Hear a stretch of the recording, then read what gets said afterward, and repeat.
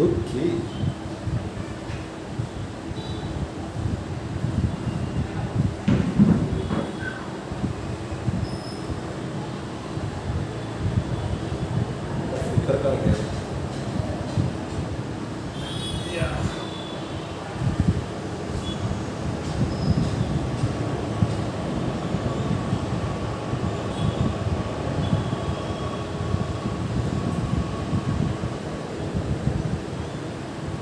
Alright.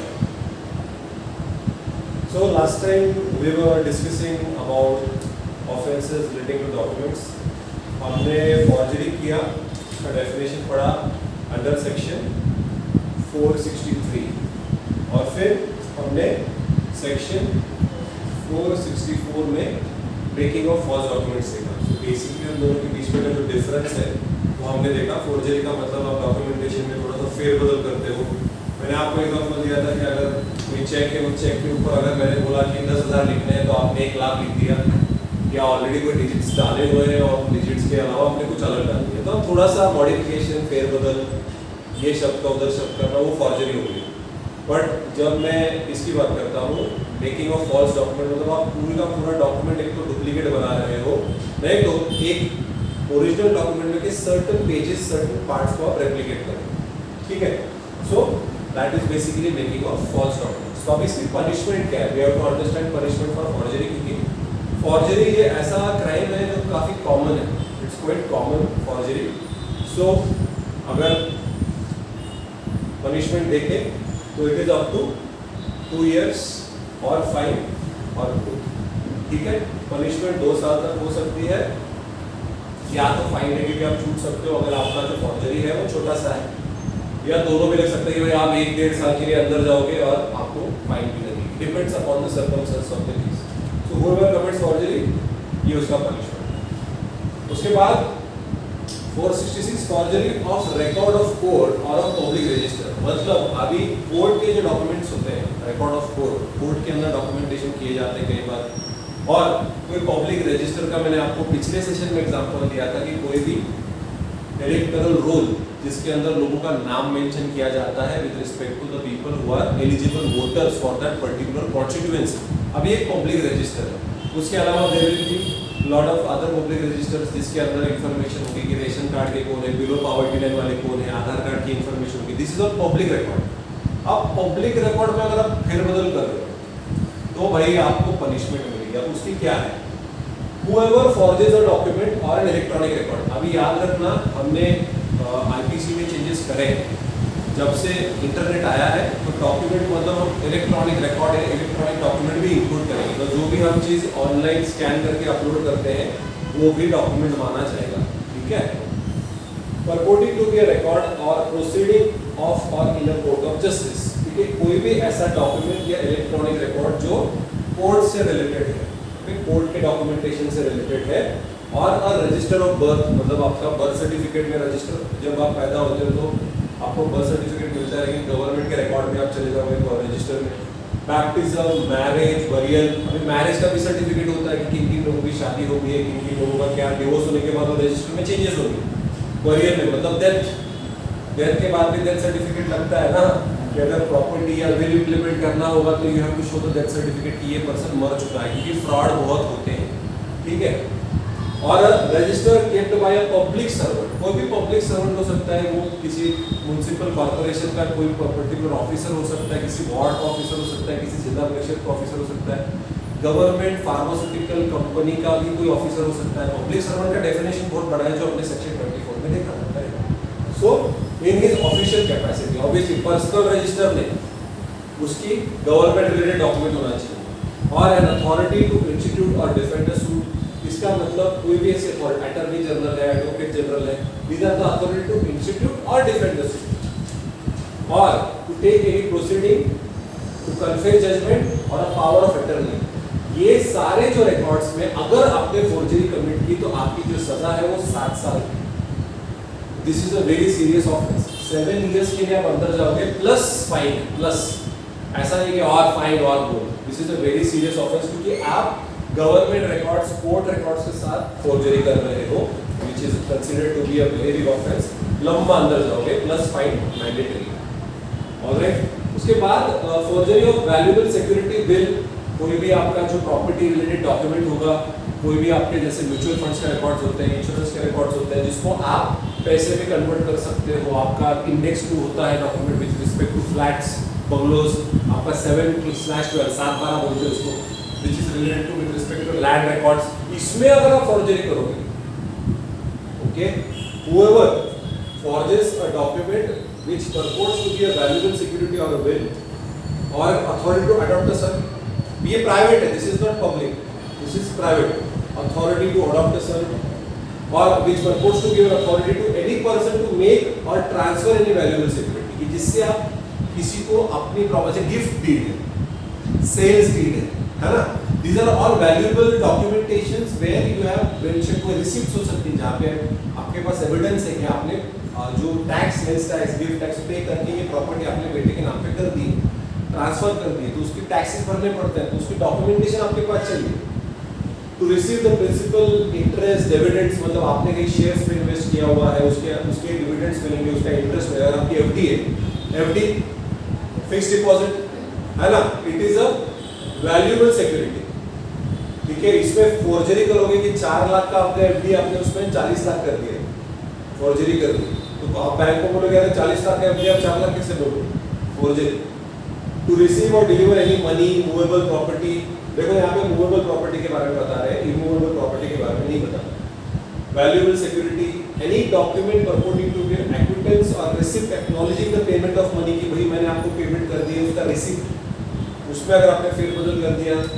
Acquaintance or receipt for the deliver of any movable property, कि हाँ भाई मेरी बाइक मैंने तेरे नाम पे कर दी है ना, तो उसके अंदर आपका सेल्स का जो पर्टिकुलर डॉक्यूमेंट होता है वो हो गया, और एनी वैल्यूएबल सिक्योरिटी। इसमें अगर फॉर्जरी करोगे देन लाइफ इम्प्रिजनमेंट या 10 साल तक की सजा प्लस फाइन। तो आप देख सकते हो these are aggravated forms of forgery. पहले सिंपल था, बेसिक था, थोड़ा सा आपने फेरबदल कर दिया तो सोशल मीडिया पे सी का ए कर दिया, डी का ए कर दिया, बहुत थोड़ा छोटा मोटा अगर फॉर्जरी करोगे तो फाइन देके छूट सकते हो, ठीक है। लेकिन अगर आपने यहाँ पे कर दिया with respect to government records, court records or anything with respect to any security bill or any particular document with respect to any movable property, उसमें अगर फॉर्जरी करोगे तो भैया सजा बहुत ज्यादा ग्रीवियस है। उसके बाद forgery for purpose of cheating, अभी यहाँ पे पर्पस अटैच कर दिया गया है चीटिंग का। हमने ऑफेंसेस अंडर प्रॉपर्टी में देखा था चीटिंग वाला चैप्टर, और चीटिंग है सब टॉपिक, जिसमें 420 में फ्रॉड बेसिकली चीटिंग को डिफाइन किया गया, उसकी पनिशमेंट बताई गई है। तो आप फॉर्जरी क्यों कर रहे हो? चीटिंग करने के लिए कर रहे हो। अगर आप कोई भी डॉक्यूमेंट, कोई भी इलेक्ट्रॉनिक रिकॉर्ड फॉर्जरी कमिट कर रहे हो, क्यों? बिकॉज आपका इंटेंशन है चीटिंग, तब उस केस में आपको 7 साल प्लस फाइन की सजा है। तो again this is quite a serious offence. देखो यहाँ पे चीटिंग अगर हो गई तो सेक्शन 420 भी लगेगा, but this is for the purpose की फॉर्जरी क्यों की गई, पकड़ा गया वो पकड़ा गया, ठीक है, चीटिंग नहीं हुई। चीटिंग के बाद क्या होता है कि you take the polluted consent, मतलब ऐसी कंसेंट जो फ्री नहीं है, आपने मैनिपुलेट करके उससे उसकी प्रॉपर्टी अपने नाम पे करवा लिया आपने, अब हो गई चीटिंग पूरी।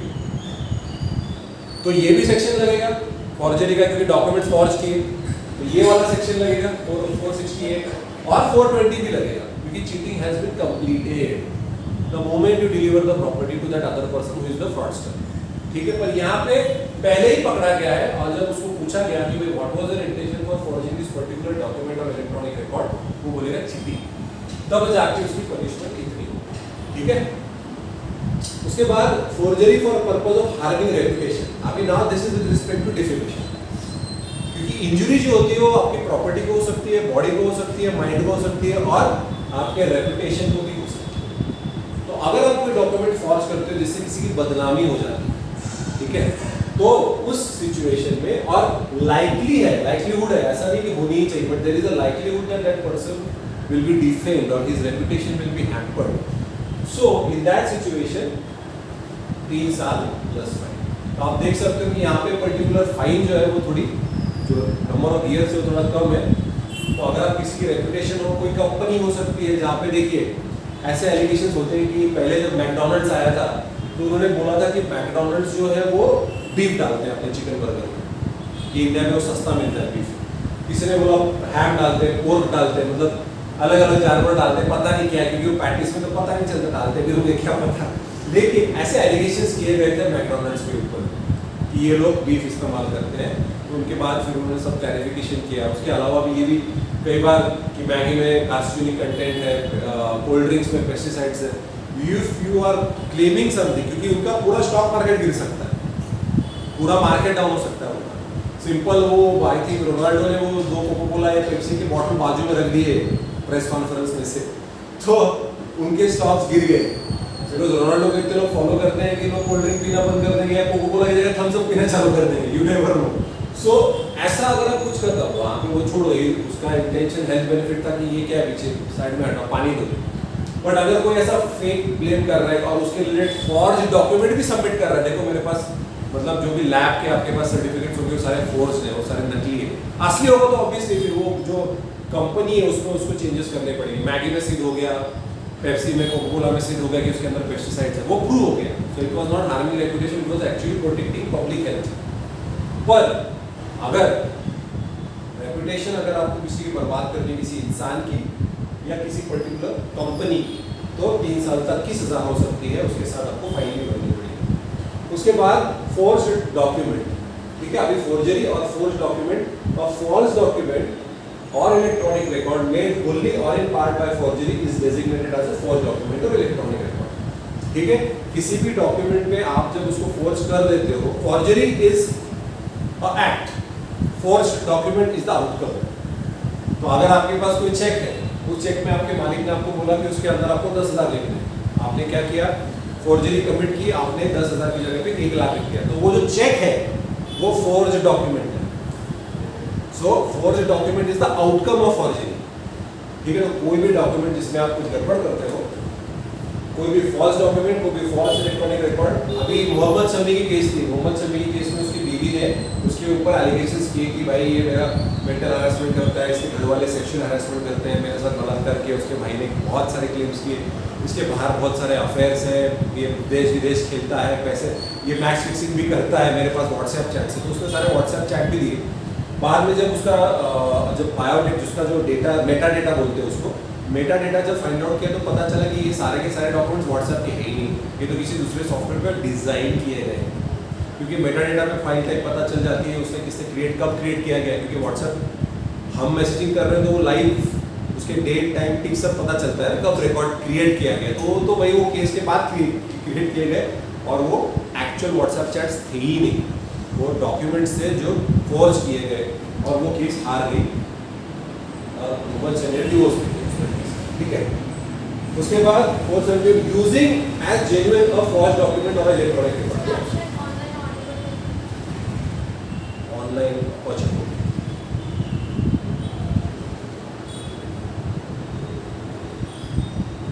ऑलराइट, सो अगर आप कोई डॉक्यूमेंट, कोई इलेक्ट्रॉनिक रिकॉर्ड है या कोई फॉर्ज डॉक्यूमेंट है, आपको पता है, you know that particular document is a forged one, फिर भी आप उसका जेन्युइन इस्तेमाल कर रहे हैं। सिमिलर हमने सेक्शन देखा था करेंसी के बारे में। करेंसी में भी ये बोला गया था कि फेक करेंसी आपको पता है लेकिन आप लोगों को बता रहे भी ये ओरिजिनल है। तो तब आप अगर ऐसा करोगे, you are using something duplicate as a genuine, obviously उसको आप, सबसे इंपॉर्टेंट बात क्या है, आपका जो intention, it has to be committing fraud और डिसऑनेस्ट। आप इसका इस्तेमाल कर रहे हो किसी भी डुप्लीकेट डॉक्यूमेंट को, आपको पता है। अगर आपको नहीं पता, if you don't know, then that's a mistake of fact, it's innocence, क्योंकि आपको पता नहीं था कि ये डॉक्यूमेंट फेक है, फिर भी गलती से आपने उसका इस्तेमाल किया, पर आपको सब आइडिया है, फिर भी अगर आप उसका इस्तेमाल करोगे, then it will be said to be using a genuine forge document for any purpose, पर personal purpose, private purpose, public purpose, किसी भी पर्पस के लिए भी इस्तेमाल कर रहे हो, अलाउड नहीं है। ठीक है, वो पनिशेबल ऑफेंस होगा अगर आप ऐसा कुछ duplicate document, false document genuine document करके यूज करते हो। Only the condition you have to satisfy in court by the prosecution कि उसको पता था। अगर उसको पता नहीं होता तो that person is not liable. ठीक है, उसके बाद मेकिंग और possessing counterfeit seal. Okay, making आप बना रहे हो, क्या बना रहे हो, काउंटरफिट सील, मतलब something which is duplicate, stamping वगैरह, या पोजेस करते हो आप। Okay, with intent to commit forgery punishable under section 467. 467 क्या था? Forgery of valuable security, मतलब प्रॉपर्टी रिलेटेड था, correct? This is property related, जहाँ पे मूवेबल प्रॉपर्टी या विल एनीथिंग और any authority with respect to adoption of son, जिसकी punishment काफी तगड़ी है। ये करने के लिए, प्रॉपर्टी में झोल झपाटा करने के लिए आप किसी को भी you are using certain kind of counterfeit seal, जिससे आप लोगों को उल्लू बनाने में एक्सपर्ट बन जाओगे। आप तो ऐसे सील बना रहे हो या आपके पास है जिससे आप प्रॉपर्टी रिलेटेड डॉक्यूमेंट्स में फॉर्जरी कमिट कर सकते हो। In that situation, whoever makes or has possession of any such seal, plate or any other instrument or for making an impression, impression मतलब जो आप थप्पा मारते हैं ना, किसी भी डॉक्यूमेंट के ऊपर थप्पा मारते हैं तो उसको impression बोलते हैं।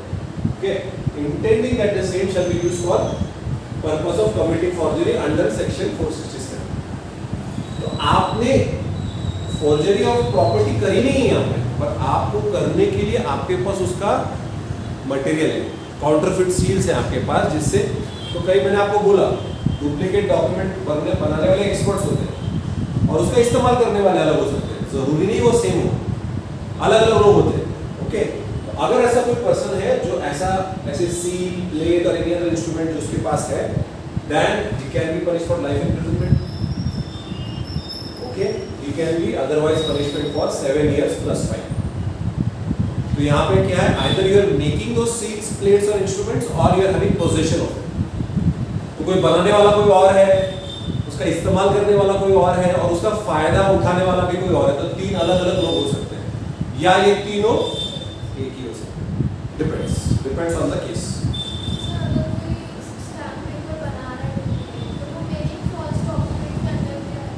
मेकिंग फॉल्स डॉक्यूमेंट्स, क्योंकि बना रहा है पूरा का पूरा स्टैम्प पेपर, जैसे तेलगी का जो स्कैंडल था, तेलगी स्कैंडल, उसके पास उसने गवर्नमेंट के स्टैम्प पेपर्स बनाए, ही मेड इट फ्रेश, और सब बोल रहे हैं यार ये कहाँ से आ रहा है डॉक्टर, डिक्टो पकड़ा गया वो स्कैंडल, ये तो स्टैम्प पेपर्स कहाँ से ला रहा है, ये गवर्नमेंट में इस्तेमाल करते हैं, 500 रुपए 200 रुपए 100 धड़ाधड़ छाप रहा था, जेरोक्स मशीन की तरह चल रहा था। पर उसके पास जो मशीन थी, डाई थी, सबको यही सवाल आया कि भाई तू ये लाया कहाँ से, तो उसके जब इन्वेस्टिगेशन इंट्रोगेशन हुआ तो उसने बड़े बड़े पॉलिटिशियंस के नाम लिए, हमारे इंडिया में वो तब थे, आज भी है उसमें से 1-2 जन, लेकिन उसको HIV हो गया, he got HIV एंड उसके स्टेटमेंट पे कोई विश्वास नहीं कर रहा था, ना ही उसके पास कोई एविडेंस था, क्योंकि इनकी ना ही की इधर सिग्नेचर थी, ना ही लोगों का इधर कोई एविडेंस था कि ये लोगों ने किया है, तो वो किसी का भी नाम लेके बदनाम करने की कोशिश कर रहा है, ऐसे उसके ऊपर ब्लेम डाला गया, लेकिन वो सब सच बोल रहा था, क्योंकि उसके बिना पॉसिबल नहीं है ना, अरे भाई इतने बड़ा स्कैंडल पॉलिटिकल सपोर्ट के बिना इम्पॉसिबल, ठीक है। हर्षद मेहता का भी अगर वेब सीरीज देखा होगा या मूवी देखा होगा बिग बुल, उसमें प्रधानमंत्री का भी नाम लिया गया था, है ना, प्राइम मिनिस्टर भी इन्वॉल्व है इसके अंदर। उसके अलावा 2G स्कैम में भी ये राजा को जेल में डाल दिया, लेकिन उसके अंदर PM का भी साइन है, मनमोहन सिंह सर का। लेकिन हमारे कॉन्स्टिट्यूशनल फ्रेमवर्क में ऐसा बताया गया कि कोई पर्टिकुलर मिनिस्ट्री में गड़बड़ होती तो वो मिनिस्ट्री का हेड लायबल है, प्राइम मिनिस्टर। वैसे तो प्रेसिडेंट हर चीज के लिए लायबल हो जाएगा, क्योंकि प्रेसिडेंट की तो साइन लगती है हर जगह पे, अगर किसी बिल को एक्ट में कन्वर्ट करना है तो, समझ रहे हो। सो आप जो बोल रहे हो पूरा का पूरा स्टैम्प बना रहे, that is making false documents under section 464। उसके बाद मेकिंग और possessing counterfeit seal with intent to commit forgery punishable otherwise. तो हमने 467 में बहुत इलॉबरेट देखा कि कैसे आप वैल्यूएबल सिक्योरिटी, विल या कोई मूवेबल प्रॉपर्टी के डॉक्यूमेंट्स हो सकते हैं जिसमें आप फेरबदल कर रहे हो, करेक्ट। उसके अलावा भी तो कुछ कर सकते हो फॉर्जरी। देखिए, हम एक कॉमन लॉ कंट्री है, कॉमन लॉ कंट्री का मतलब we can not codify each and everything, हर चीज हम कोडिफाई नहीं कर सकते। दिमाग में क्या चल रहा है, क्या पता कोई बिटकॉइन हो जाए, virtual forgery, you never know, है ना। सो इसके पहले वाले हमने सारे पनिशमेंट्स देखे, चीटिंग के पर्पज से या forgery for with respect to court records, government records, property records. उसके अलावा भी अगर कुछ है तो यहाँ पे वो पनिशमेंट, समझ रहे हो। सो यहाँ पे अदर देन सेक्शन 467, उसके अलावा अभी तक जितने भी हमने सेक्शन देखे, वहां कहीं पे अगर कोई पर्टिकुलर पर्सन अगर फोर्जरी करता है, then that particular person चाहे उसको बना रहा है या उसके पास उस चीज का स्टील प्लेट या इंस्ट्रूमेंट का पोजीशन है, उसकी 7 साल प्लस फाइन की सजा। ठीक है। उसके बाद 474 having position of document described in section 466 और 467, मतलब एक forged document knowing it to be forged and intending to use it as genuine। अभी आपके पास एक फोर्ज्ड डॉक्यूमेंट है with respect to any particular property, आपको पता है कि वो फोर्ज्ड है, फिर भी आप उसका इस्तेमाल कर रहे हो ना। यहाँ पे उन्होंने स्पेसिफिकली टाइप बताया फोर्ज्ड। कोई भी पिछला सेक्शन जो हमने पढ़ा था it was any forged document, यहाँ पे स्पेसिफिकली सेक्शन 466 और 467 बता रहे हैं। 466 क्या था अंदर?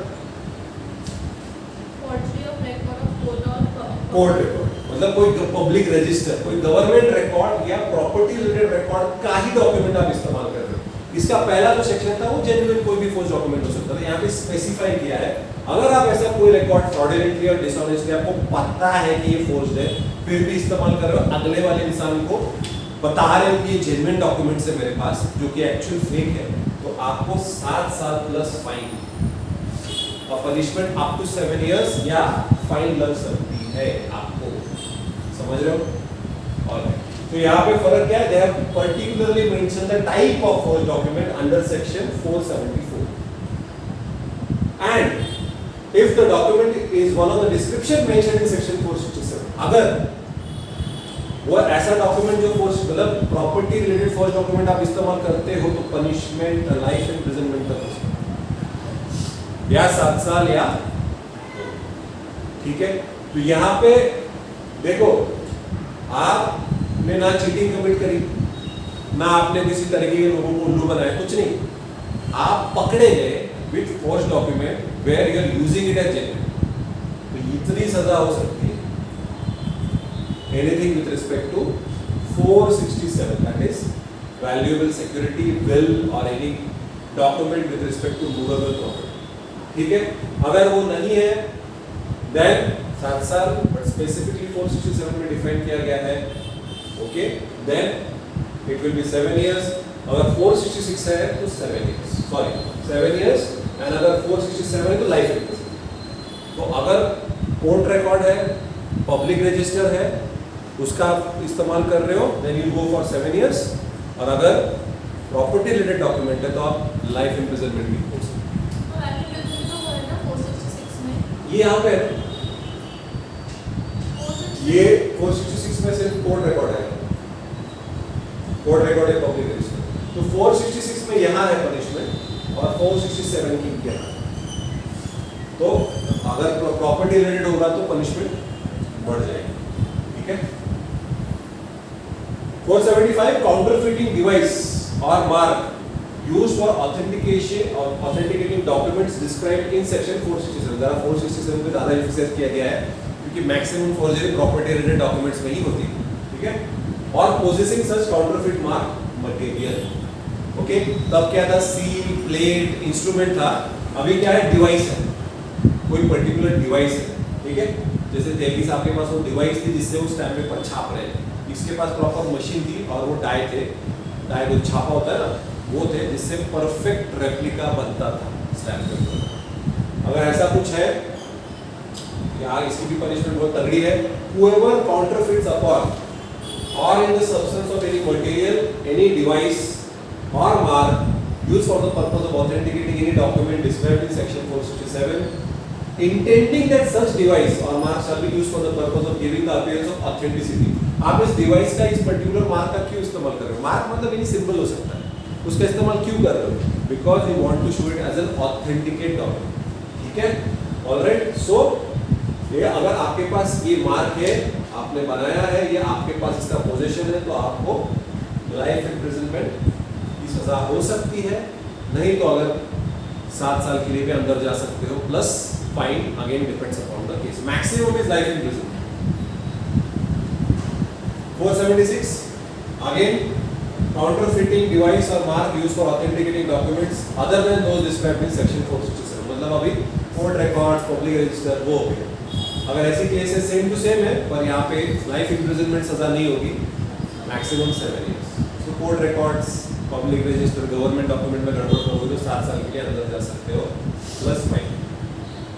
477 fraudulent cancellation, destruction of will, authority to adopt a son or a daughter or valuable security। तो आप यहाँ क्या कर रहे हो, आपने ओरिजिनल डॉक्यूमेंट को डिस्ट्रॉय कर दिया fraudulent. Okay, so whoever fraudulently or dishonestly with intent to cause damage or injury to the public or to any particular person cancels, destroys, defaces, attempts to cancel, destroy, deface, secrets or attempts to secret any document, it can be a will, it can be authority to adopt a son, it can be with respect to any valuable security, commits mischief।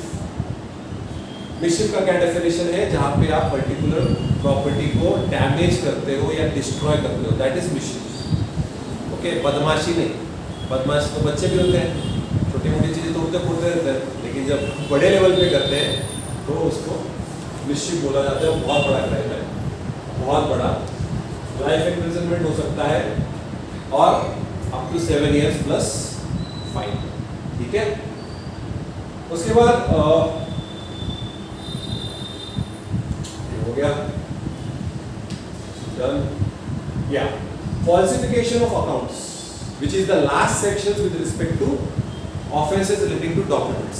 falsification of accounts बहुत simple है, आपका जो account होता है वो आपका business हो सकता है, आपका पर्सनल कोई जॉब, ये वो गवर्नमेंट रिकॉर्ड्स में अकाउंट सेक्शन होते हैं, तो उसमें कोई फेरबदल, कोई गड़बड़ करता है। Okay, so being a clerk, officer, servant, employed और acting in the capacity of a clerk, officer, servant, wilfully, अपनी मर्जी से, ओके, विद क्या इंटेंशन है, डिफ्रॉड करना, डिस्ट्रॉय करना, अल्टर करना, मतलब क्या कुछ भी, म्यूटिलेट्स और falsifies any book, electronic record, paper, writing, valuable security और account which belong to or is in possession of his employer। Employer मतलब उसका मालिक। ओके, सिंपल है, दिस इज एन एम्प्लॉयर, उसके अंदर का अगर उसका जो ऑफिशियल है, उसके अंदर काम करने वाला कोई भी अधिकारी हो, उसने अगर डिस्ट्रॉय किया, डिफ्रॉड किया, अल्टर किया, म्यूटिलेट किया उसके अकाउंट्स को, सो ऑब्वियसली ऐसे पर्टिकुलर पर्सन को पनिशमेंट मिलेगी up to 7 years plus fine. Abets को भी पनिशमेंट, अबेट्स मतलब मदद कर रहा है, कोई ना कोई इंसान उसको मदद अगर कर रहा है, अगर अकाउंट सेक्शन में कोई फॉल्स एंट्री करने में, तो उस अबेट करने वाले इंसान को भी सजा मिलेगी, मदद करेगा। Abetment to commit falsification of account is a punishable offence. Okay, so this is with respect to offences relating to documents. इसमें कोई डाउट है अब तक? Simple, straight forward. ऑलराइट, इसके बाद okay, it shall be sufficient in any charge under this section to allege a general intent to defraud without naming any particular person। देखिए, यहाँ पे आप फ्रॉड कमिट कर रहे हो, अकाउंट्स में आप फेरबदल कर रहे हो, कुछ ना कुछ तो गड़बड़ कर रहे हो, जरूरी नहीं है कि आपने किसी पर्टिकुलर पर्सन का नाम लेना जरूरी है, क्योंकि अब जैसे इनकम टैक्स फिल करते समय जो चार्टर्ड अकाउंटेंट होते हैं उनके पास हजारों लोग होते हैं, अगर वो गड़बड़ करनी है तो किसी की भी कर सकते हैं, जरूरी नहीं कि वो मेरी करे या आपकी करे। किसका डिफ्रॉड हो रहा है वो जरूरी नहीं, फ्रॉड करना जरूरी है।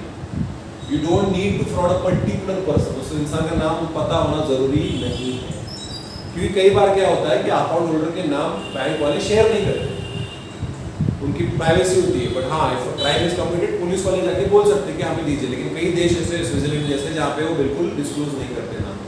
ओके, सो जरूरी नहीं वो पर्सन कौन था जिसके अकाउंट के साथ गड़बड़ हुई है, लेकिन वो फ्रॉड हुआ है वो जरूरी है to be punishable under this particular clause। ठीक है, अभी anything with regards to marks, okay, और property and other marks। तो प्रॉपर्टी मार्क क्या होता है? प्रॉपर्टी को जैसे मैंने आपको एक छोटा सा एग्जांपल दिया था पिछले सेशन में, जहां पे मेरा लैंड है, उस लैंड के ऊपर मैंने एक साइन लगा दी कि दिस बिलोंग्स टू मी, ये एड्रेस है, ये उसका साइज है, उसके डायमेंशंस है, और ये उसके मैंने बाहर उसकी बाउंड्री लगा दी। So that is a property mark where I am showing this property belongs to me। तो उसका definition देखेंगे, using a false property mark, ये वो जमीन मेरी नहीं है फिर भी मैंने लगाया, now that is a crime। punishment क्या है for using a false property mark? counterfeiting a property mark used by another, किसी दूसरे का है पर उसको आपने डुप्लीकेट बना लिया खुद के लिए, उसके बाद counterfeiting a mark used by a public servant, कि सरकारी इंसान है भाई, वो उसका प्रॉपर्टी मार्क गवर्नमेंट का मार्क है, वो आप काउंटरफिट कर रहे हो। Making a position for any instrument for counterfeiting a property mark, selling goods mark with a counterfeit property mark, and making a false mark upon any receptacle containing goods. अभी receptacle का आपने receptacle का हमने देखा था, ये container जिसके अंदर कोई प्रॉपर्टी है। ओके, तो ये एक फ्लो चार्ट है। ऑलराइट, उसके अलावा 488 and 489 punishment for making use of such false marks and tampering with property mark with intent to cause injury, कि आप किसी का प्रॉपर्टी मार्क में डैमेज कर रहे हो जिससे उसको नुकसान होता है। ओके, तो वन बाय वन देखते हैं। ओके, प्रॉपर्टी मार्क क्या होता है? A mark used for denoting that valuable, देखो यहाँ पे मूवेबल प्रॉपर्टी बोला है, movable property belongs to a particular person is called as a property mark. तो जब कोई मूवेबल प्रॉपर्टी होती है, जैसे कि आपकी बाइक हो सकती है, कार हो सकती है, सोना हो सकता है, आपकी कैटल हो सकता है। कैटल पता है? कैटल के ऊपर वो एक पीछे से टैटू बनाते हैं, पुराने जमाने से होता रहा, एंशिएंट टाइम से, कि भाई उसके ऊपर ARK लिख देंगे, इसका मतलब ARK का कैटल है। तो मैं उसके ऊपर ऐसा घोड़ों पे, कैमल्स पे, क्योंकि क्या होता है कि कैटल में बहुत सारे गाय होते हैं, बहुत सारे बफेलो, मेरा वाला कौन सा है, बाहर वो छोड़ देते हैं चरने के लिए, भाई जाओ खा के आ जाओ अपना अपना, तो उसके ऊपर आप कोई ना कोई चिन्ह लगा देते हो जिससे वो इंडिकेट होता है कि वो आपका है। अब वैसे का वैसा चिन्ह किसी और ने बनाया और उसने आपने किसी दूसरे के कैटल में भी लगाना चालू कर दिया, तो कई बार जब बच्चा पैदा होता, बछड़ा आता है, तो उसको इमीडिएटली सबसे पहले चिपका देते हैं। ठीक है, यूजिंग, अगर आप इसका इस्तेमाल कर रहे हो, whoever makes marks any movable property or goods, अब गुड्स होते हैं, फॉर एग्जांपल आपका पार्ले जी का बिस्किट है, पार्ले जी के बिस्किट आज भी पार्ले जी लिखते हैं, है ना? पार्ले जी ट्रेडमार्क भी है और वो प्रॉपर्टी मार्क भी है, डिपेंड्स अपॉन द सर्कमस्टेंसेस। तो अगर कोई टाइगर बिस्किट, उसके ऊपर टाइगर लिखा होता है, उसके अंदर पार्ले जी लिख लेंगे तो अलाउड।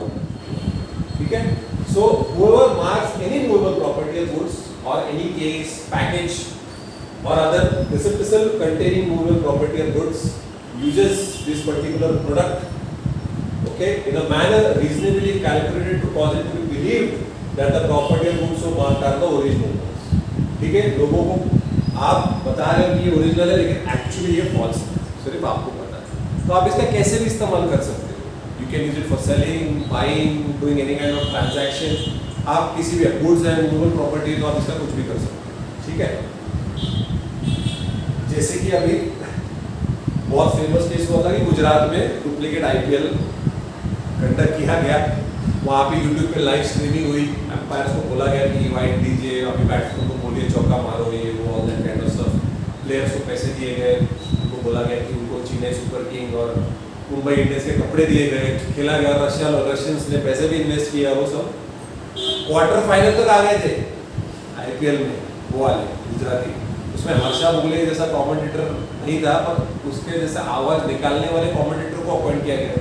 तो यहाँ पे सारे जगह पे वो जो प्रॉपर्टी मार्क्स इस्तेमाल किए गए वो सब डुप्लीकेट, कपड़े, बैट, बॉल, तो सब दिखने के लिए, ऑथेंटिक दिखने के लिए उन्होंने सारे जो चीजें इस्तेमाल की कि वो ओरिजिनल लगे, that is using false property। Punishment क्या है? If you do this then 1 साल, ठीक है, 1 साल, फाइन या दोनों। फिर counterfeiting property mark used by another, okay, अगर कोई whoever counterfeits any property mark used by any other person, क्या आप डुप्लीकेट बनाते हो, okay, if you are using a similar mark for your products also, then it will create confusion in the market। तो इसकी सजा थोड़ी ज़्यादा है, 2 साल तक की आपको पनिशमेंट हो सकती है, फाइन भी लग सकता है या दोनों। फिर काउंटरफिटिंग का mark use by public servant, आपने किसी गवर्नमेंट सर्वेंट, पब्लिक सर्वेंट का काउंटरफिट मार्क इस्तेमाल कर रहे हो, डुप्लीकेट बना के। सो whoever counterfeits any property mark used by a public servant, okay, has been manufactured by a particular person or at a particular time or place, that property is of particular quality and or has passed through a particular office, that is it is entitled to any exemption। देखिए कई बार ऐसा होता है कि आपके पास ID card होता है, ID, तो गवर्नमेंट सर्वेंट का ID कार्ड लेके घूमोगे तो वो तो फॉल्स पर्सनिफिकेशन भी हो जाएगा, और किसी और पब्लिक सर्वेंट का कोई प्रॉपर्टी मांगा, जैसे हथकड़ी, ये सिर्फ पुलिस वालों के पास होती है, मिलिट्री के पास भी नहीं होती हथकड़ी, है ना। उसके ऊपर कुछ लिखा होगा भाई, Thane police, Mumbai police, government of Maharashtra, government of Punjab, कुछ ना कुछ तो वैसे आप लेके घूम रहे हो, किसी को भी लग सकता है भाई ये पुलिस वाला है, इट कैन हैपन। तो अगर ऐसा आप कुछ करोगे तो 3 साल तक की सजा है, ठीक है। 3 साल या तो फाइन देके छोड़ दिया जा सकता है या दोनों। उसके बाद मेकिंग और पोजीशन सेम है, जैसे हमने डॉक्यूमेंट्स को फोर्ज किया या हम प्रॉपर्टी मार्क को फोर्ज कर रहे हैं, उसको इस्तेमाल करने के लिए कोई भी काउंटर फिटिंग डाई हो सकता है, प्लेट हो सकता है, एनी अदर इंस्ट्रूमेंट हो सकता है। बस द ओनली डिफरेंस इज वहाँ डॉक्यूमेंट था, यहाँ पे प्रॉपर्टी मार्क है। इसकी पनिशमेंट 3 साल, फाइन या दोनों। उसके बाद selling a good mark with counterfeit property mark, आपको पता है कि ये गुड फॉल्स है, ये डुप्लीकेट प्रोडक्ट है, फिर भी आप उसको बेच रहे हो, अगर आप ऐसा करोगे तो 1 साल, फाइन या दोनों। सो whoever sells, exposes, has possession for sell any goods or things which are having counterfeit property mark affixed to it.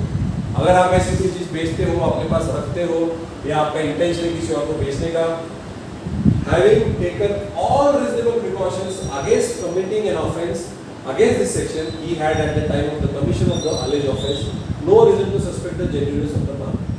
Okay, unless यहाँ पे exemption दिए गए, अगर उसको पता नहीं है कि ये प्रोडक्ट्स को काउंटरफिट प्रॉपर्टी मार्क का इस्तेमाल किया गया है, वो जेन्युइन प्रोडक्ट्स है, then he will not be liable. Obvious है, वो मिस्टेक ऑफ फैक्ट हो जाएगा, अरे भाई मैंने जब लिया मुझे तो पता था ये ओरिजिनल है। On demand made by or on behalf of the prosecutor, he gave all the information to in his power with respect to the persons from he had obtained that particular goods. उसने prosecutor को पूरी मदद की, sir मैं genuinely बता रहा हूँ, मुझे नहीं पता है कहाँ से आए ये गुड्स, मैंने इस इंसान से खरीदे थे, यहाँ पे उसका ऑफिस था, यहाँ पे मैंने उसको पैसे दिए, ये मेरे रिसिप्ट, आपको जो भी इंफॉर्मेशन चाहिए मैं देने को होता है। उसने पूरी तरीके से प्रोसिक्यूशन की मदद भी की। Okay, he has acted innocently। अगर ये सारे कंडीशन सेटिस्फाई होते हैं, then he will be exempted from punishment। ठीक है।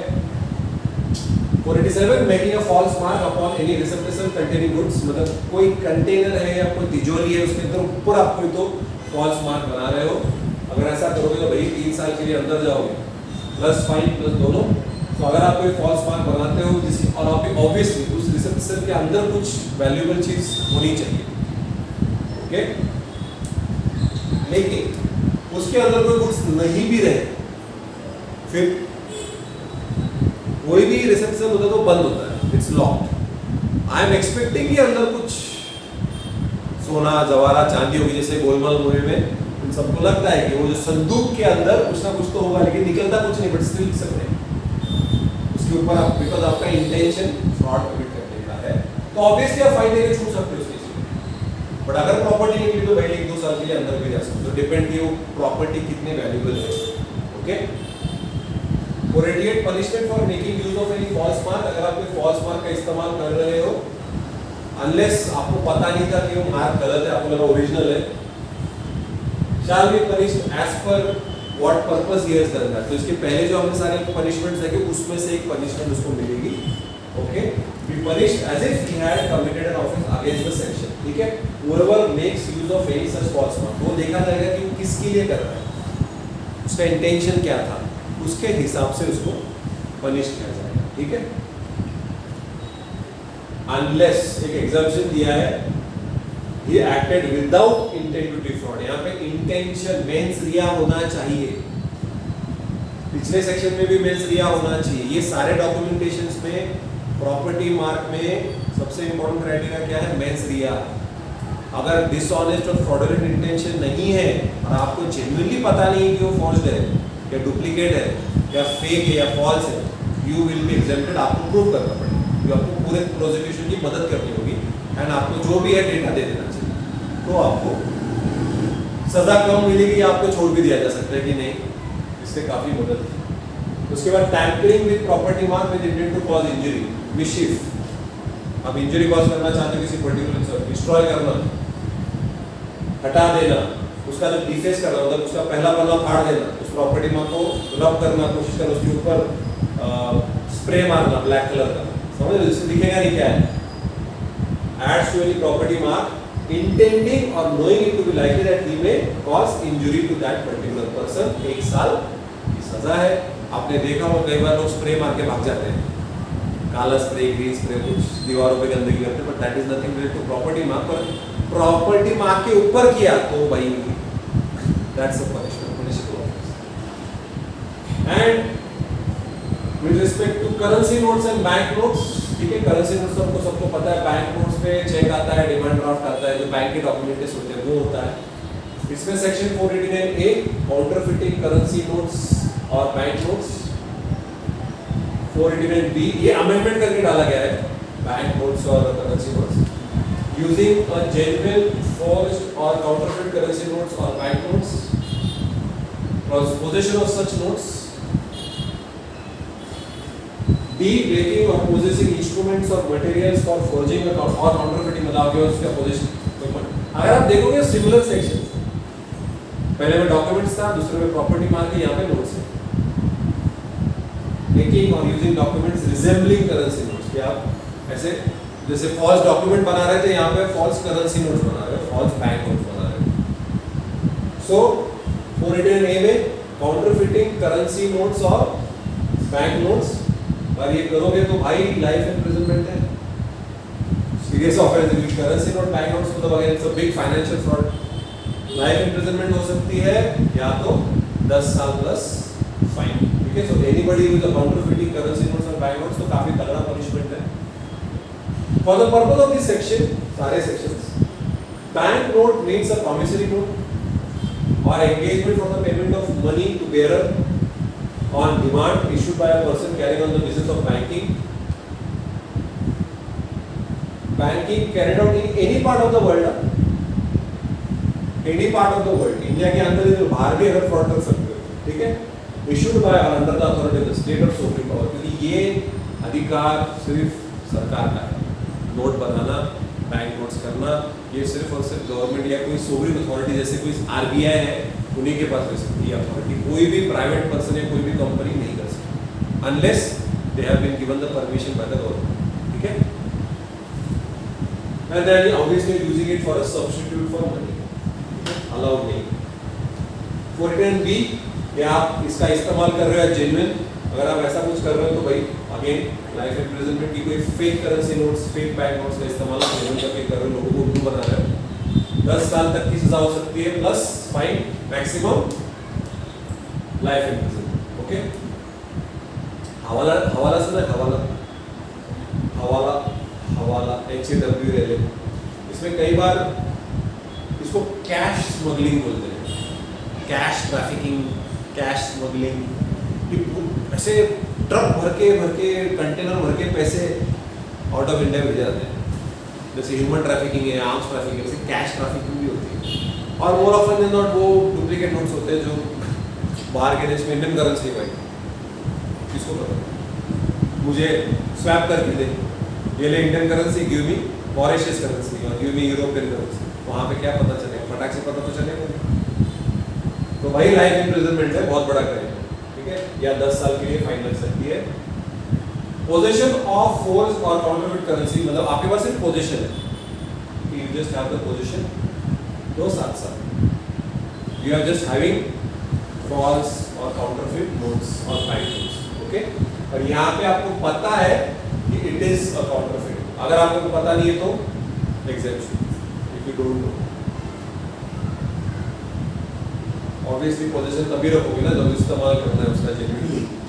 उसके बाद D, 489D, मेकिंग और पोजेसिंग इंस्ट्रूमेंट्स, जिससे आप ये करेंसी नोट्स बना सकते हो, ठीक है, same like documents and property mark.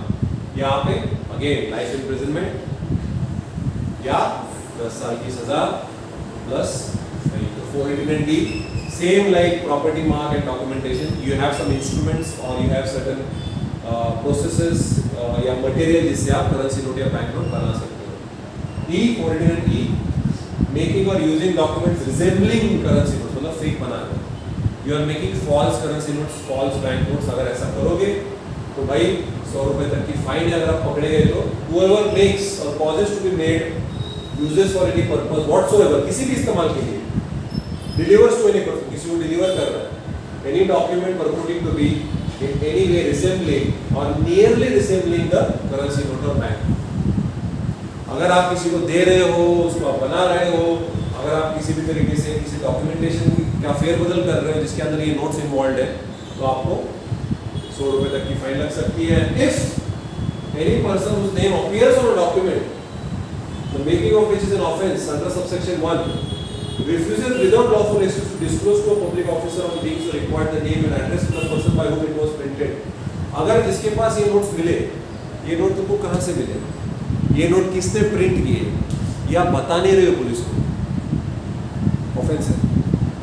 Sir मुझे नहीं पता, सर मुझे नहीं पता, फिर 3rd डिग्री लेते हैं, मारते हैं, फिर वो बोलता है हाँ सर ठीक है, 200 रुपये तक की फाइन भी लग सकती है.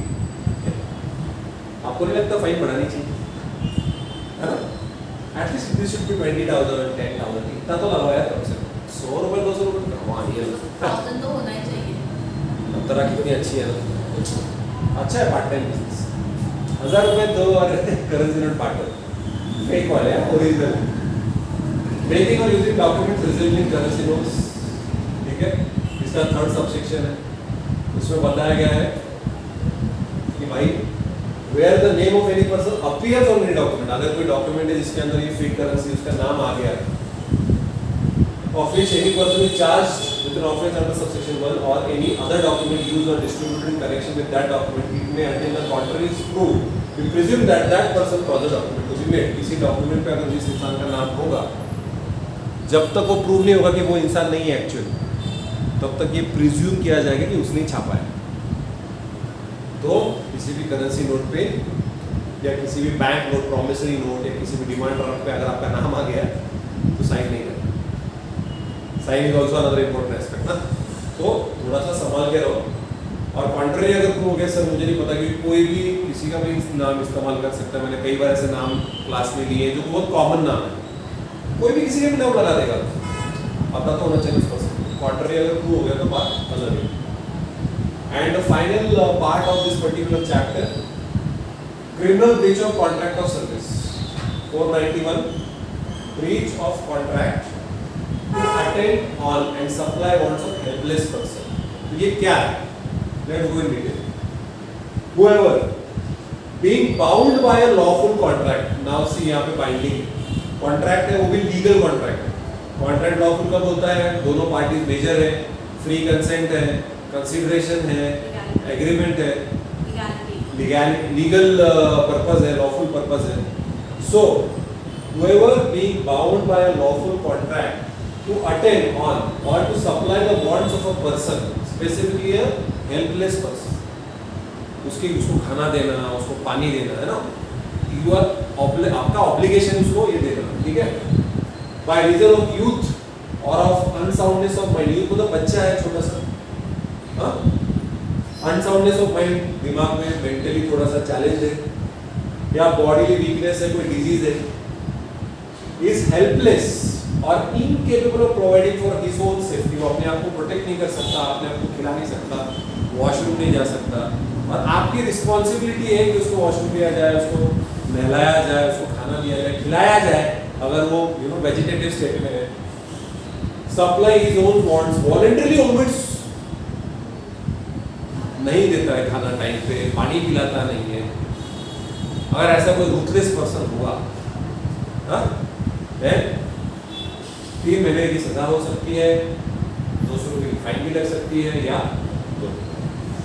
That is breach of contract, जिसमें हेल्पलेस पर्सन की आप मदद नहीं कर रहे. तो कई बार केयर टेकर रखे जाते हैं.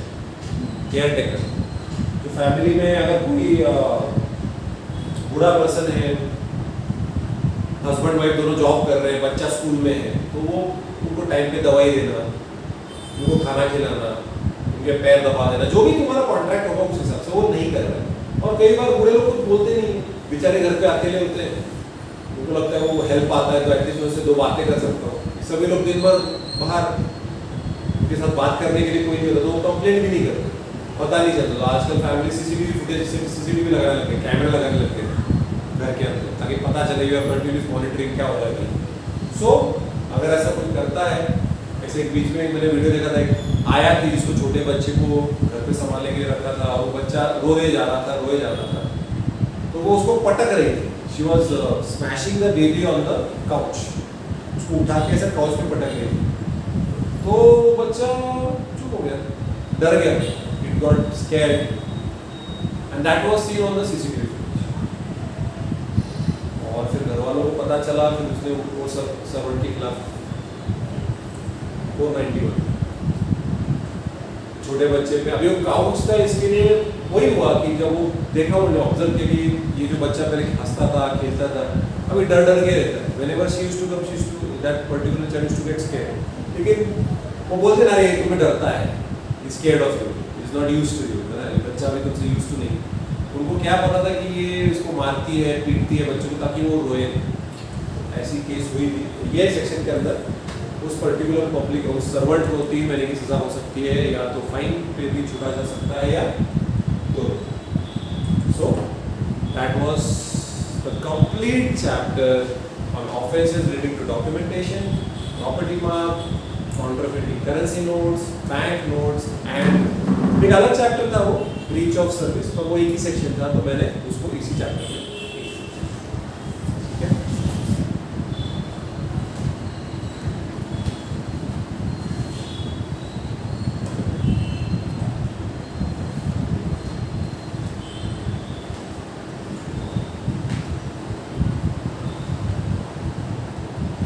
समझ में?